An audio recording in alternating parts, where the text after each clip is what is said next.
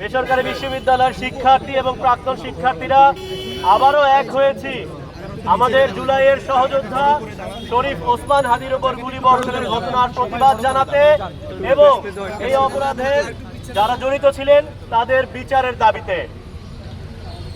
শরীফ ওসমান হাদির উপর গুলি জুলাই গণ অভ্যুত্থানের উপর এক আঘাত। হাদিকে গুলি করা মানে দেশের প্রতিটি বিপ্লবী সন্তানের গায়ে গুলি করা। জুলাইয়ের জনতা আবার ঐক্যবদ্ধ হয়েছে। ওসমান হাদির কিছু হলে তারপরে ঘরে ঘরে আগুন জ্বালতে হবে না।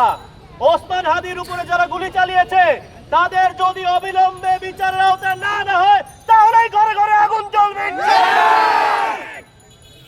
আমরা জানতে পেরেছি দেশের নির্বাচনকে বানচাল করতে, গণতন্ত্রের অগ্রযাত্রা থামিয়ে দিতে বিদেশ থেকে প্রশিক্ষিত বাহিনী বাংলাদেশে ঢুকেছে।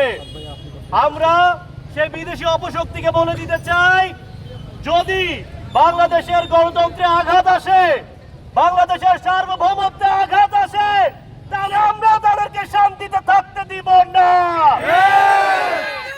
আমরা অতীতে দেখেছি ভারতীয় আগ্রাসনে দেশ ক্ষতিগ্রস্ত হয়েছে। সম্প্রতি বিডিআর হত্যাকাণ্ডের যে রিপোর্ট প্রকাশিত হয়েছে সেখানেও ভারতের জড়িত থাকার প্রমাণ পাওয়া গেছে। সুতরাং আমরা ভারতকে উদ্দেশ্য করে বলতে চাই, যদি বাংলাদেশকে আপনারা অস্থিতিশীল করতে চান, ভারত স্থিতিশীল থাকবে না।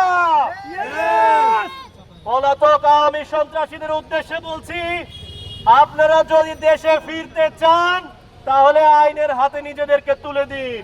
আপনারা আত্মসমর্পণ করুন এবং দেশবাসীর কাছে ক্ষমা চান।